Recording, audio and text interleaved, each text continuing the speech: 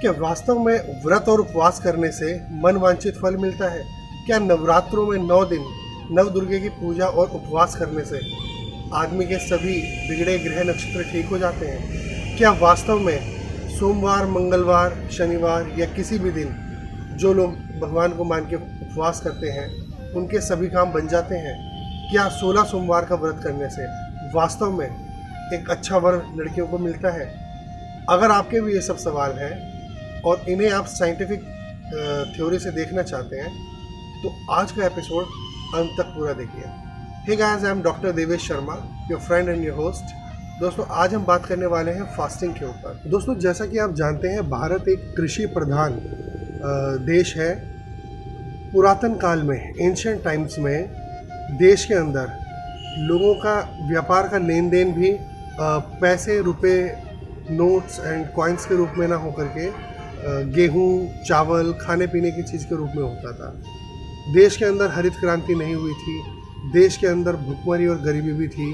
कुछ लोग काफ़ी अमीर थे, लेकिन कुछ लोग फिर भी 2 वक्त की रोटी भी नहीं जुटा पाते थे। दोस्तों, व्रत का साइंस क्या है?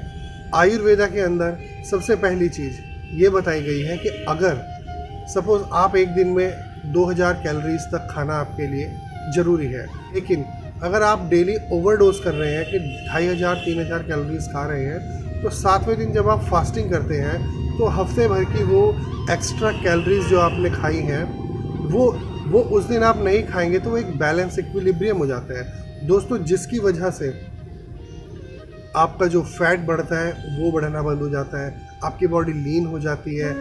आपका अगर एक दिन हफ्ते में किसी घर में 6 लोग हैं और वो ना खाएं तो 6 जनों का भोजन बच जाता है। और महीने में अगर 4 बार ऐसे किया जा सके तो इतना अनाज बच जाता था कि 24 आदमी एक बार का उसमें भोजन कर सकते हैं, जिससे कि घर में पैसे की और अनाज की किल्लत को भी दूर किया जा सकता था और इकोनॉमिकली भी उसको बैलेंस किया जा सकता था। प्लस जो आप खाना खाते हैं और एक्स्ट्रा ईटिंग या ओवर ईटिंग करने के कारण आपका मेटाबॉलिज्म गड़बड़ हो रहा था, आपकी शुगर लेवल बढ़ रहा था, फैट लेवल बढ़ रहा था, दोस्तों उसको भी बराबर किया जा सकता था। तो जी हाँ, आयुर्वेदा के अंदर जो एंशिएंट टेक्स्ट्स में, एंशिएंट बुक्स में बताया गया है, तो फास्टिंग इसलिए महत्वपूर्ण बताई है। नंबर 1, इससे जो आपके एक्स्ट्रा कैलोरीज, शुगर, फैट है वो इक्विलिब्रियम में आ जाते हैं। मेद, फैट का जो डिपोजिशन है वो होना बंद हो जाता है। दूसरा, जैसे कि आँखों के जितने भी बीमारियां हैं, आईसाइट से रिलेटेड जितनी भी आपकी डिजीज़ हैं, और नवीन ज्वर यानी कि नया हुआ बुखार, इनमें अगर आप लंघन करते हैं यानी कि फास्टिंग करते हैं 5 दिन, तो वो अपने आप ही ठीक हो जाता है। दोस्तों, जैसे किसी जोहड़ में, तालाब में, पौंड में आपने देखा हो, थोड़ा सा पानी है, उसे कुछ दिन छोड़ दिया जाए तो हवा से, धूप से वो अपने आप सूख जाता है। इसी तरह से आयुर्वेद में वर्णित है कि हमारे शरीर में अगर थोड़े बहुत वात पित्त का प्रकोपित दोष है और आप फास्टिंग 5 दिन करते हैं तो वो अपने आप ही वात पित्त का दोष जो है ये बैलेंस हो जाते हैं और ये दोष जो है पैसिफाई हो जाते हैं। तो दोस्तों, इसीलिए आयुर्वेद के अंदर ये बताया गया कि लंघन एक संपूर्ण चिकित्सा है अल्प प्रकोपित दोषों के लिए। दोस्तों, आप एक चीज़ नोट कीजिए, साल में 2 बार जब टाइफाइड या एंटेरिक फीवर या मियादी बुखार जिस टाइम में देश के अंदर फैलता है, उसी टाइम 2 बार नवरात्र आते हैं। We are not denying the holy and spiritual aspect of Navratri, पर हम ये बता रहे हैं कि जो भगवान से रिलेटेड या फास्टिंग से रिलेटेड जो साइंस है उसे आयुर्वेद ने बहुत ही सुंदर तरीके से वर्णित किया है। नवरात्रों में जब 9 दिन आदमी फास्ट रखेगा तो उसके जो अल्प प्रकोपित दोष हैं वो अपने आप सूख जाएंगे। और ये एक scientifically based, evidence based theory है।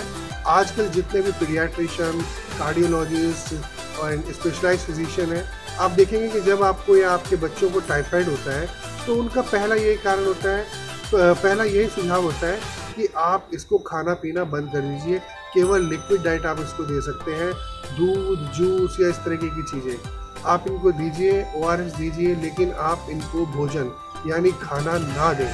तो दोस्तों, ये एक बहुत पुराना आयुर्वेद से लिया गया फार्मूला है कि जब लंघन करेंगे तो आइज़ के जितने भी डिजीज़ हैं और जितने भी टाइफाइड और नव ज्वर हैं, जितने भी नए नए बुखार हैं, ये अपने आप ठीक हो जाते हैं। इंटरमिटेंट फास्टिंग या वीकली एक दिन फास्ट रखना, दोस्तों इसके पीछे की साइंस ये है कि जब पुरातन काल में किसी से कहा जाता था कि एक हफ्ते में एक दिन आपको फास्ट करना है या व्रत करना है, तो सब सोचते थे कि ठीक है हम कह देंगे व्रत कर रहे हैं, लेकिन कोई भी प्रॉपरली उसको नहीं फॉलो करता था।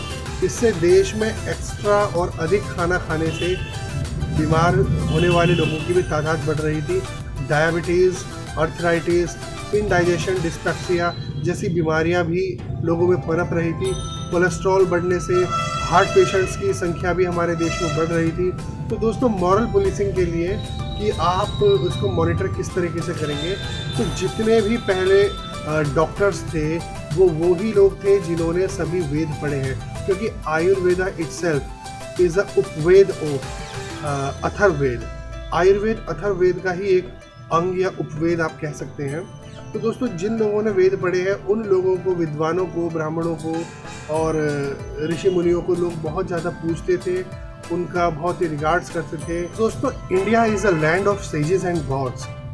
यहाँ आप 33 कोटि देवी देवताओं का वर्णन मिलता है। तो इसीलिए साइंटिस्ट जो सेजेस थे, जो विद्वान थे, उन्होंने ये रूल बनाया कि अगर आपको अपने ग्रह नक्षत्र सुधारने हैं या अपने आप को संपन्न करना है, तो उसके लिए आपको वीक में एक दिन फास्ट रखना पड़ेगा।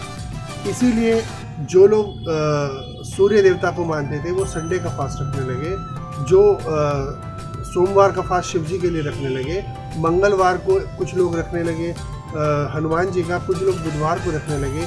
यानी कि एक मॉरल पुलिसिंग थी कि जो आदमी जिस देवी देवता को मानता था उसे बताया जाता था कि आपका मंगल भारी है, आपका शनि भारी है, आपका ये है, आपको इस दिन फास्ट रखना है, ताकि सब लोग कम से कम एटलीस्ट स्पिरिचुअल या होली वे में ही चाहे रखें, लेकिन the main reason behind that is कि वो हफ्ते में एक बार फास्ट रखें।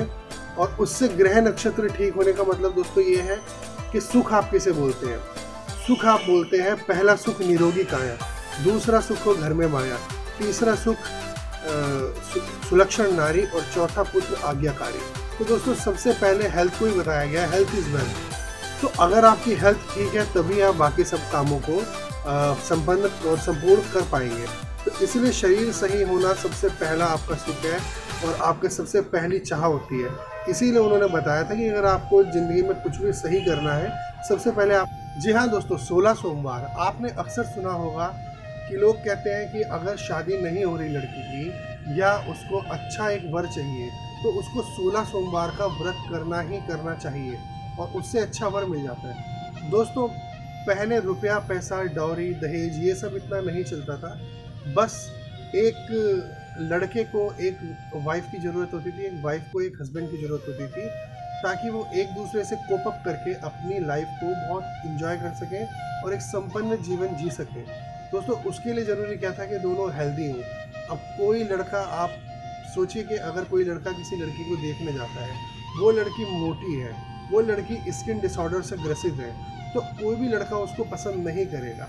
में एक दिन अगर वो लंघन करती है, फास्टिंग करती है, तो दोस्तों महीने के अंदर 4 सोमवार आते हैं और सावन के 16 सोमवार, क्योंकि सावन के अंदर वर्षा ऋतु है, इसमें पित्त संचित होता है और वात प्रकोपित होती है। तो आधे से ज़्यादा वात डिसऑर्डर्स और आधे से ज़्यादा पित्त डिसऑर्डर, स्किन डिसऑर्डर्स, ये सब और इनडाइजेशन, ये सब चीज़ें दोस्तों फास्टिंग करने से ठीक हो जाती हैं अपने आप। दूसरा, फास्टिंग करने से और डेली मंदिर आने जाने से, जल चढ़ाने से जो फिज़िकल एक्सरसाइज हो रही है, और फास्टिंग करने से जो 16 दिन जब आप 4 महीने फास्टिंग करते हैं तो वीकली, तो जितना भी एक्स्ट्रा फैट जितना भी है वो निकलने के बाद आपकी बॉडी शेपिंग हो जाती थी, बॉडी स्लिम ट्रिम हो जाती थी और चेहरे पे ग्लो आ जाता था। उसके बाद अगर कोई लड़का उस लड़की को देखने आ रहा है तो वो उसको हाँ कहता था, क्योंकि अच्छी, सुंदर और फिजिकली फिट लड़की को हर लड़का पसंद करता है। तो दोस्तों this is the main reason behind 16 सोमवार फास्टिंग। दोस्तों हमारा उद्देश्य किसी की भी आस्था को, किसी की भी धार्मिक भावना को ठेस पहुंचाना नहीं है, और ना ही हम किसी भी धर्म, संप्रदाय, किसी पंथ, किसी जाति या किसी भी चीज़ पे कटाक्ष करना चाहते हैं। सिर्फ आयुर्वेदा और एंशिएंट इंडियन रिचुअल्स और जितने भी ये व्रत, उपवास या जितनी भी चीज़ें हैं, इनको साइंटिफिकली क्या इनका आयुर्वेद और हेल्थ सिस्टम के लिए महत्व है, हम सिर्फ आपको वो डिकोड करना चाहते हैं। अगर आपके भी कोई ऐसे क्वेरीज हैं जिसका कि आपको आंसर नहीं मिल पाता है, तो हमारी ये सीरीज़ आपके लिए बहुत ज़रूरी है। कमेंट बॉक्स में हमेशा अपने क्वेश्चंस और अपने कमेंट्स